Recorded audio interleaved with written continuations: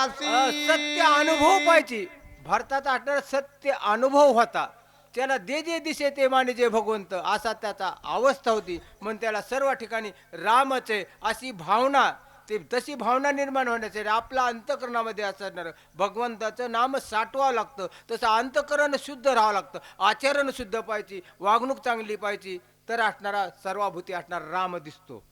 आचरण चांगलं नसलं तर काही उपयोग नाही. आचरण चांगलं नसलं तर राम दिसतच नाही. काय देव आपल्याला आज सुद्धा दिसतो. म्हणले लोक म्हणले कलियुगात दिसत नाही. त्या ठिकाणी दोन्ही भुवाच्या मध्ये ज्ञानचक्र असतं आणि ज्ञानचक्र असतं आणि तसं रोज असणार त्याची साधना करावी लागते, अनुष्ठान करावं लागतं. घरात आपले माणसं आपल्यावर रागवले तर आपल्याला राग आला नाही पाहिजे. माणसं कातोलीत राग आला पाहिजे. बाहेर आपल्या मनासारख्या काही गोष्टी झाल्या नाही तर त्यांचा सुद्धा राग आला नाही पाहिजे. तर असणार देवाला तिळभर विवाह अभिमान तर मेरू समान भार देवाला जमत नाही. मग ज्ञानचक्र प्राप्त ज्ञानचक्र येतं, नंतर सूर्याचं चक्र येतं. तशी भावना तसं वागावं लागतं. तसं वागल्यावर नंतर विष्णू भगवंत आज्ञानरूपी डोळे नाहीसे होतात. ज्ञानदृष्टी त्या माणसाला प्राप्त होती, तेव्हा देव भेटतो. देव भेटणं अवघड आहे, अवघड नाही. देव भेटतो पण तसं वागावं लागतं. संत भेटणं अवघड आजच्या काळात. संताची संगत होणं, संत चांगल्या क्वालिटीचे भारतासारखे असणारे संत मिळणं आजच्या काळात अवघड आहे. आणि चांगला संत मिळायला पुरीचं पुण्यसुद्धा आपलंसुद्धा लागतं. तसे भारताला पाहून त्या ठिकाणी नंदीग्रामाच्या ठिकाणी बाणाच्या पाठीमागे आले. का हनुमंत आले तर विश्वास होता. स्वामी कार्य देह जावा अथवा राहो पंडुरंगी दृढ भाव असा भाव होता. आणि त्या ठिकाणी त्या बाणावर असणारं प्रभू रामचंद्राचं नाम लिहिलेलं होतं. लोखंडाचा बाण होता पण नामामुळं त्या असणारा चेतनायुक्त झाला आणि त्या नामावर भरवसा हनुमंताचा होता. देह गेला तरी हनुमंत मागं न सरणारे, स्वामीचं कार्य करणारे. आपल्याला आज थोडं सांगतो. एखाद्या माऊलीला एखाद्या मालकाने काम सांगितलं तर ती माऊली ऐकत नाही. मालकाचं काम करा. पती तोच परमेश्वर आहे. रोज महाराजाच्या कीर्तनाला जातो मी. कुठं रामायण सांगणार त्या कुणाच्या पाया पडू नका, महाराजाच्या पाया पडू नका. 3 वेळेस जर माऊलीनं आपल्या मालकाच्या पाया पडली तर साक्षात पंढरीचा पांडुरंग त्या माऊलीचं नाही दर्शन कोण्या रूपात येऊन घेतलं तर मला बोला. वा वा, टाळी द्या, टाळी द्या, टाळी द्या. हा, वा वा माऊलीजी, वा. चला आये भरते अपंगिली भक्ती, भरते वाढवली विरक्ती, भरते पाहिली निज शांती, भूते भोगती स्वानंद. भरताना अपंगली, भरताना भक्ती आपल्याशी केली, विरक्ती. भरताला आटणारं 14 वर्षाचं आटणारं राज्य प्राप्त होत होतं. पण 14 वर्षाचं 14 दिवसाचं राज्य प्राप्त होणार.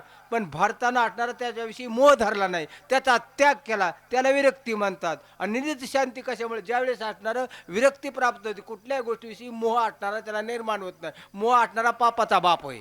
आणि मोह आटला की तिथं लोभ, लोभ आटला तिथं आटणारे अनेक विघ्न येतात. मग भारताला कसल्या प्रकारचा मोह नव्हता. म्हणून त्या ठिकाणी विरक्ती आणि ज्ञान असं प्राप्त झालेलं, असं साज्ञान शांतता निर्माण होती. मोह आटला की वसवशी असती. म्हणून भरताने असणारी निज शांती अशा प्रकारची पाळली होती असं गावबा काका बोलतात. मलयंदीच्या ठाई चंदनाची पै झाडी पायी, तेने डोंगर सर्वही केला लवलाही. मल्यागिरी नावाचा डोंगर आहे. त्या ठिकाणी असणारे अनेक प्रकारचे चंदन असतं. एकच चंदन असतं पण ते चंदन असणारं साऱ्या झाडाला असणारं चंदनमय करतात.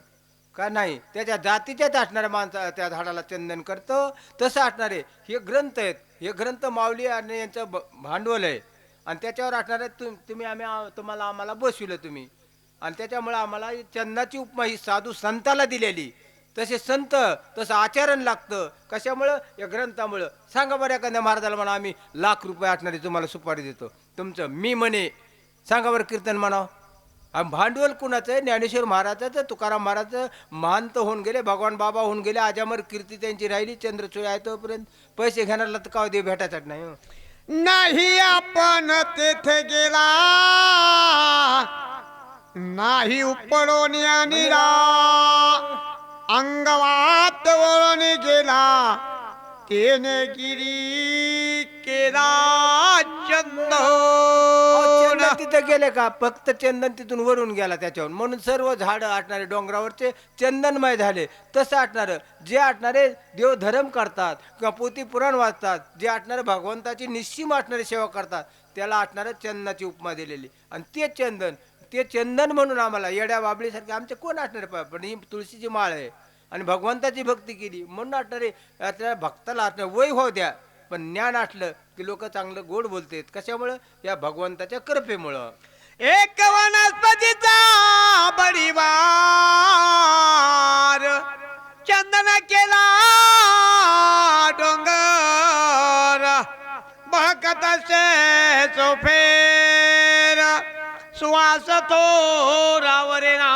एक असणारा चंदनाचा एवढा मोठेपणा आहे, तसा असणारा या भगवंताच्या नामाचा एवढा मोठेपणा आहे. जसा चंदनानं असणारा डोंगर असणारा सर्व चंदनमय केला त्याच्या सुवासानं, तसं भगवंताच्या नामानं असं एवढ्या मोठमोठ्याला असणारे मोठं महान असणारं साधना प्राप्त करून त्यानं ज्ञान प्राप्त केलं म्हणून त्यांचं महत्त्व वाढलेलं आहे. तसं चंदासारखं असणारं साधू साधनाला भगवंताच्या नामानं केलेलं आहे. माझ्या चिरदयी भगवंत तो भगवंत मूर्तिमंत तेने काय नोहे प्राप्त सौभाग्य संत त्रिजगती. सौभाग्य असणारे संत त्रिजगती हृदयात असणारा भगवंत त्याने काय नव्हे प्राप्त. भगवंताची प्राप्ती करून घ्यायची असली तर असणाऱ्या भगवंताची प्राप्ती तर असणारे संत असणारे सौभाग्यवंत आहेत. संताची संगत करावी लागती. तसं हनुमंतामुळे असणारं सुग्रीव राजाला असणारी कुणाची भगवंताची प्राप्ती झाली म्हणून आम्हाला सुद्धा संत समागम घडणं. देव आटणारा एखाद्या भेटन तुम्हाला पण संत भेटणं अवघड आहे.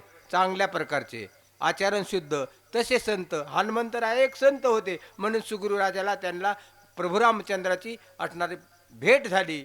तसं असणारे सौभाग्य संत असणारे ते मूर्तिमंत आहेत आणि त्या मूर्तिमंत संत म्हणजे ती देवच आहेत. पुढील वाचक हनुमान महाराज मुरकुटे, सूचक दयानंद महाराज गिरी. चला लवकर.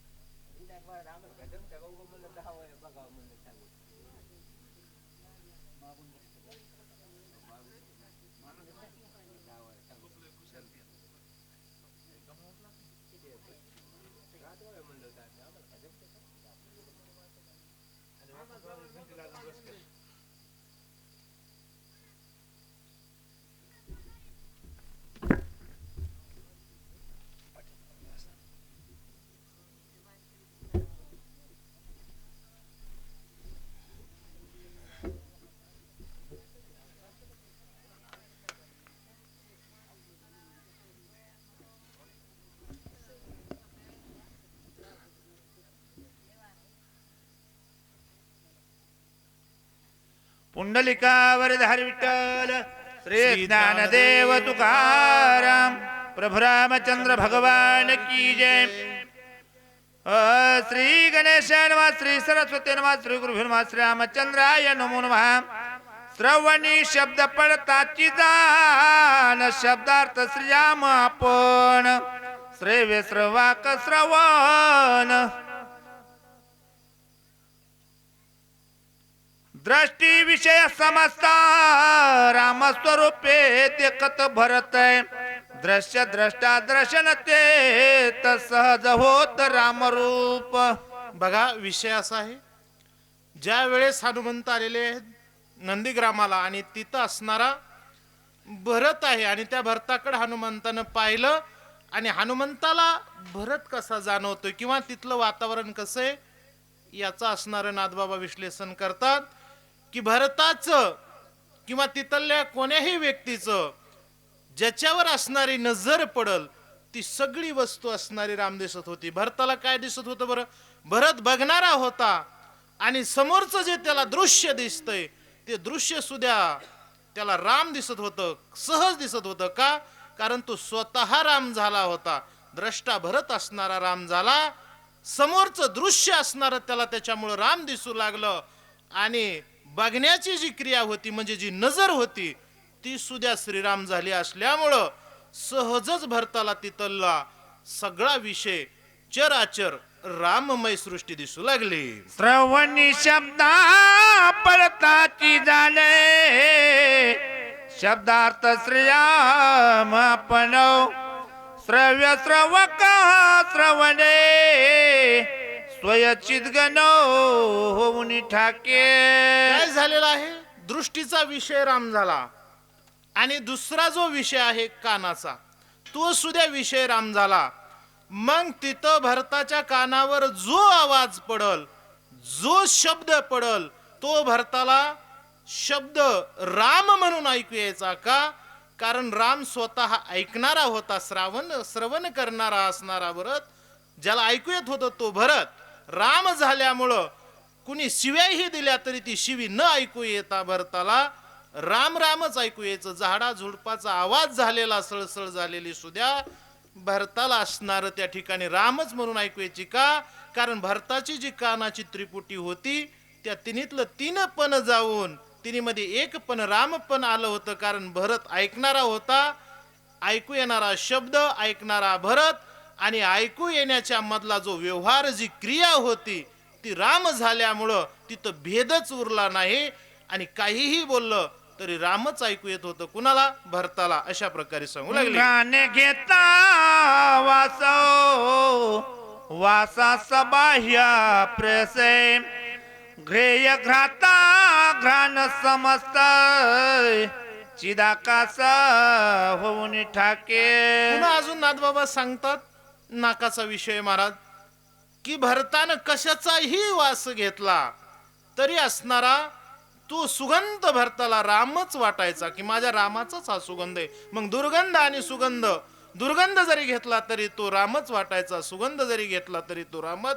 कारण सुगंध दुर्गंधातला भेद सुद्धा मिटला आणि वास जो भरत घेत होता ज्या नाकानं ते नाक राम झालंय, वासाची क्रिया राम झाली आणि समोरून ज्याचा वास येत होता ती वस्तू सुद्धा राम झाल्यामुळं भेदच उरला नाही. म्हणून असणारा प्रत्येक सुगंध असो किंवा दुर्गंध भरताला रामाचा वाटू लागला. त्वचा घेव जाये स्पर्शासी तव दोहित्य राम प्रकाश त्वचा स्पर्शे स्पर्शनासी सहज समरसे श्रीराम. हो, आणि दुसरा जो विषय होता महाराज तो त्वचेचा होता. कारण भरताला काहीही असणारा स्पर्श झाला तरी माझ्या रामानं स्पर्श केला असा जाणवायचा. दोहीमध्ये राम प्रकाशायचा. कारण असणार त्या ठिकाणी भरताचं शरीरच राम झालं, समोरची वस्तू सुद्धा राम झाली आणि मग असणारा रामानच रामाला स्पर्श करावा अशी अवस्था झाली. आणि सहज घडायचं बरं का. भरताच्या अंगाला वारा जरी लागला तरी भरताला वाटायचं हा वारा नाही किंवा तो वारा वाटतच नव्हता, माझ्या रामानच असणारा मला स्पर्श केला. ही भक्तीची पराकोटीची अवस्था महाराज भरताला प्राप्त झालेली आहे. रसना रातली आवडे घेता राम रसाची गोडे त्रिपुटी झाली देश धडे रसना ओ सांडे रसाते. पुन्हा जिभीचा विषय सांगतात. जीभ जी आहे ती महाराज राम रसामध्ये बुडालेली होती आणि म्हणून असणार त्या ठिकाणी त्या जिभीनं दुसरे विषय दुसरे रस ओसंडले होते म्हणून सांगतात. किंबहुना भरतानं राम रसच घ्यायचं ठरवलं होतं, आता दुसरा रसच घ्यायचा नाही. आणि अशा प्रकारे महाराज भरत राम आहे, भरताची जीभ राम आहे आणि भरतानं घेतलेलं नाम सुद्धा रामाचंच आहे. म्हणून असणारा त्या ठिकाणी हृदयातून जो ब्रह्मरस रामरस प्राप्त झाला आणि त्या रामरसाचं त्याच ब्रह्मानंदाचं असणारं सेवन ती भरताची जीभ करू लागलेली आहे. कर्म इंद्रिये याचरते सेवेता श्रीराम चित शक्ते उडाली कर्माची कर्मगते स्वेच्छा वर्तते निष्काम. हो बघा, ही कर्म इंद्रियाची महाराज गती होती आणि कर्मी इंद्रिय त्या ठिकाणी महाराज असे वागू लागले होते. रामरूप कर्म इंद्रिय झाले असल्या कारणानं असणार त्या ठिकाणी ज्ञान इंद्रिय हे त्याच प्रकारे वागू लागले, अशा प्रकारे सांगतात. आयसा भरत रामे कोंदला, तो देशाचे राम झाला. हनुमान अत्यंत सुखावला, देखू लागला पूर्व.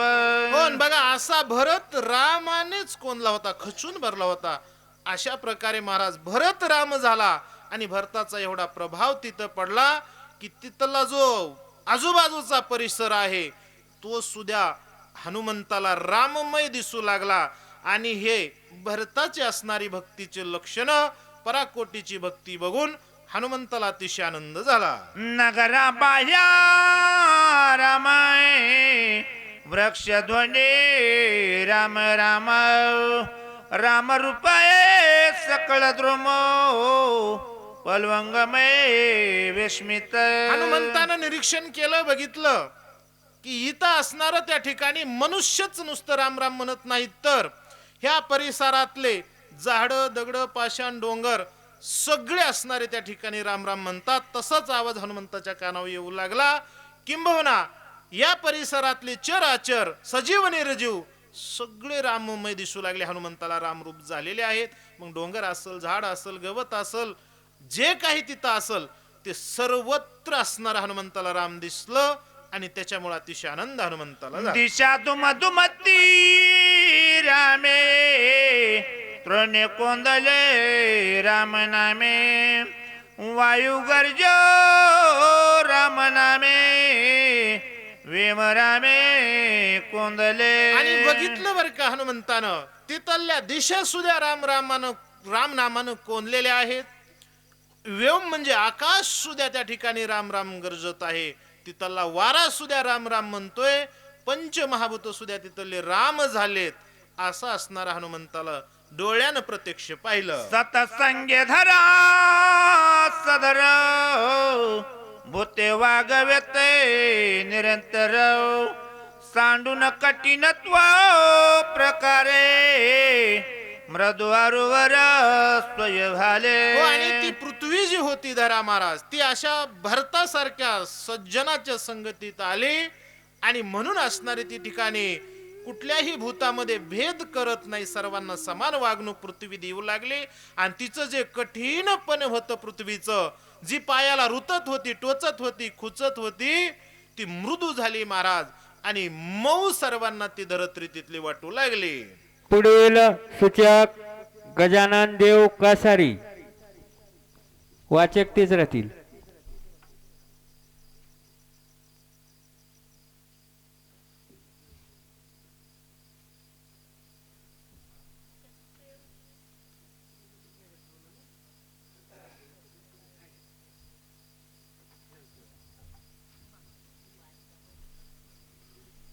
आज 7-8 माणसं ते बी झोपलीत बुवा. नाही उठा की. हॅलो.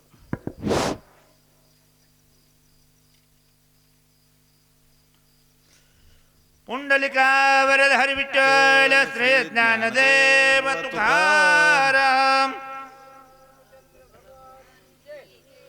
सतसंगती ओलावली, अतिशांतेशी धरी आले. एकात्मता विस्तारली, वर्तू लागली अविरुद्ध. तर असो, या कथेचा भाग इथपर्यंत आलेला आहे की गावबागा काका सांगू लागलेले आहेत की ज्यावेळेस एखादी व्यक्ती असेल, एखादी वस्तू असेल किंवा एखादा जीव असेल, सजीव असो निर्जीव असो, त्याला सगळ्यात महत्त्वाचं जर असेल तर त्याच्याशी असणारी संगत. मग आपल्या घरचं लहान लेकरू असेल, आपल्या घरचा मुलगा असेल, मुलगी असेल, माणूस असेल किंवा पशुपक्षी असेल, जर त्याला चांगल्याची सत्संगती लागली, त्याला चांगल्याची सोबत लागली, तर ते काय होतं, त्याचं आयुष्य पूर्ण काळ चांगलं होतं. आणि त्याला जर वाईटाची संगत लागली तर तेही वाईट व्हायला वेळ लागत नाही. तसं गावबा काका सांगू लागले की या ठिकाणची ही जी काही पृथ्वी आहे, कारण की माणसाचं शरीर 5 तत्वाचं बनलेलं आहे. एक पृथ्वी, एक आप, तेज, वायू आणि आकाश, ह्या 5 तत्वाचं मिळून हे पूर्ण काय झालेलं आहे, शरीर बनलेलं आहे. किंवा या 5 तत्वाचे अंश आपल्या शरीरामध्ये आहेत. मग या शरीरामध्ये असणाऱ्या अंशामध्ये की यातलं जे काही आहे त्याच्यामध्ये सगळ्यात मध्ये काय असलं पाहिजे, एकमत असलं पाहिजे. याच्यामध्ये जर एकमत झालं नसेल तर हे काही व्यवस्थित काम करणार नाही. परंतु यातलं पहिलं तत्व जे होतं ती म्हणजे पृथ्वी. त्या पृथ्वीला कशाची सत्संगती लाभली, या प्रभू रामचंद्राच्या जे नंदीग्राम आहे आणि नंदीग्रामाच्या ठिकाणी जो काही भरत आणि भरताच्या आश्रमामध्ये जी काही रामकथा चालू आहे त्या रामकथेची सत्संगती कुणाला लाभली, या पृथ्वीला लाभली. आणि या पृथ्वीचा जो काही मूळ स्वभाव आहे, हा मूळ गुणधर्म आहे, तो म्हणजे कसा की ती कठोर आहे. कशी आहे, ते मृदू आहे. आपलं ते आधी कशी आहे, कठोर आहे. पण तिनं आपला कठोर जो काही भाव आहे तो भाव विसरला आणि ती कठोर भाव विसरून ती कशी झालेली आहे, मृदू झालेली आहे, म्हणजे मऊ झालेली आहे. आणि त्यातला जो काही भेद होता तो भेदही ती काय झालेली आहे, पूर्णतः विसरलेले आहे. त्यातले जे काही वेगवेगळे भाग होते त्याचं ते अस्तित्व विसरली. आणि या धरेला म्हणजे या पृथ्वीला काय लाभली, सत्संगती लाभली. आणि सत्संगती लाभल्यामुळं तिनं जो काही एकात्मता होती की ती म्हणजे जी होती ती सगळी विस्तार होता, तो एकात्मता प्राप्त झाली असं गावोबा काका सांगतात. सतसंगती झाली जीवना विरोन गेली अधोगा मना. वा वा. ऐक्यवृत्ती सकळ जना आदे स्वादन मधुरत्वे. कारण ही पृथ्वी, या पृथ्वीला सत्संग लाभला. ही पृथ्वी जोपर्यंत प्रभू रामचंद्राच्या सानिध्यामध्ये नव्हती, त्या प्रभू रामचंद्राच्या रामकथेच्या सानिध्यामध्ये नव्हती, ते त्यावेळेस तिचे वेगवेगळे गुणधर्म प्राप्त होत होते. की ती कुणाला मृदू वाटायची, कुणाला कठोर वाटायची, कुणाला एकत्र वाटायची, तर कुणाला वेगवेगळी वाटायची. वेगवेगळ्या भागामध्ये ती विभागलेली दिसायची. परंतु तिला काय झालं की ती कुठं गेली, त्या प्रभू रामचंद्राची जिथं कथा चालू आहे त्या कथेच्या सत्संगामध्ये गेली. आणि त्या कथेच्या सत्संगामध्ये गेल्याच्या नंतर ही जे काही पृथ्वीचे वेगवेगळे भाग आहेत, काय आहेत, वेगवेगळे भाग आहेत. कारण हे जे काही रामायण आहे तो रामायण बाह्य रूपानं पण रामायण आहे आणि अंतर्रूपानं सुद्धा रामायण आहे. पाहिलं तर रावण लंकेचा पण आहे आणि पाहिलं तर आपल्या मनातला जो काही अहंकार रूपी रावण आहे तो पण रावण आहे. एक तर लंकेच्या रावणाला मारायचा आहे किंवा अंतर्मनामध्ये असणारा काम, क्रोध, म्हणजे काम, क्रोध, शोक, मोह आणि भय आणि त्याच्यासोबत असणारा जो काही मनातला अहंकार आहे तो अहंकाराला खऱ्या अर्थानं मारायचंय. आणि ज्या वेळेस मनातला अहंकार म्हणेल, आपल्या मनामधला अहंकार बाजूला जाईल, त्यावेळेस मग राम दिसायला वेळ लागणार नाही. आणि तसंच कुणाच्या बाबतीत घडलं, या पृथ्वीच्या बाबतीत. मग ही जी काय पृथ्वी कशी होती, वेगवेगळ्या स्वरूपात होती. कशी होती, वेगवेगळ्या स्वरूपामध्ये होती. आणि वेगवेगळ्या स्वरूपामध्ये कशी होती, अस्थि, मांस, त्वचा, नाडी आणि रोम, अशा वेगवेगळ्या तत्वानं ती आपल्या शरीरामध्ये वेगवेगळ्या ठिकाणी कार्य करत होती. पण हिला काय झालं की त्या प्रभू रामचंद्राची सत्संगती लाभली, प्रभू रामचंद्राच्या कथेच्या सानिध्यात आली आणि मग ही शरीरातले जे काही वेगवेगळे भाग आहेत ते विसरले आणि एकरूप होऊन कार्य करू लागले. गायत खोनी संजे निववी देवोनी जीवन व्याघ्र पापी मनन वा वा. उपेक्षण न करेचे. कारण हा सज्जनाचा गुणधर्म आहे. बघा की प्रत्येक ठिकाणी ज्या ठिकाणी सज्जन असतो त्या ठिकाणी आपण म्हणा की न म्हणा पण दुर्जन असतोच. ज्या ठिकाणी खरं असतं त्या ठिकाणी मग काहीतरी खोटं असतंच. जर खोटं असेल तरच खरं असेल. सगळेच जर सज्जन असले असते तर मग दुर्जनाची चर्चाच निघाली नसती ना, किंवा सज्जन तरी कशाला कोणाला म्हणलं असतं. परंतु माऊली ज्ञानेश्वरीमध्ये सज्जनाची व्याख्या सांगतात की सज्जन काय करतो, आपलं काम करतो. कुणी येऊ त्याच्याशी कसं वागायचं, चांगलं वागायचं. मग कोण आपलं आहे, कोण परका आहे, कोण घरातला आहे का कोण बाहेरचा आहे, स्वतःचं लेकरू आहे का लोकांचं लेकरू, याच्याशी काही घेणं देणं नाही. कुणी असला तरी त्याच्याशी कसं वागायचं, चांगलं वागायचं, मायेनं वागायचं, प्रेमानं वागायचं. हे कुणाचं लक्षण, सज्जनाचं. आणि सगळ्यांशी वाईट वागायचं, चांगल्यातलं पण वाईटच शोधायचं. हे कुणाचं लक्षण, दुर्जनाचं लक्षण. माऊली ज्ञानेश्वरीमध्ये सुंदर सांगतात की गाय म्हणजे गाय असेल, काय असेल, गाय असेल तर पाणी काय करतं की तिचीही तहान भागवतं. गायीची तृषाहारो की व्याघ्रा ते विष होऊन मारो, हे न जाणेची का पांडवा. काय तोय, तोय म्हणजे पाणी. आणि या पाण्याला असं कधीच वाटत नाही की माझ्या इथं कोण प्यायला येईल आहे, गाय प्यायला येईल. मग आता गाय प्यायला येईल म्हणजे मग मी काय होतो, आता अमृत होतो. आणि अमृत होऊन काय करतो, गायीची तृषाहारो की तिला जी काही तहान लागलेली आहे ती तहान भागवण्याचं काम मी करायचं.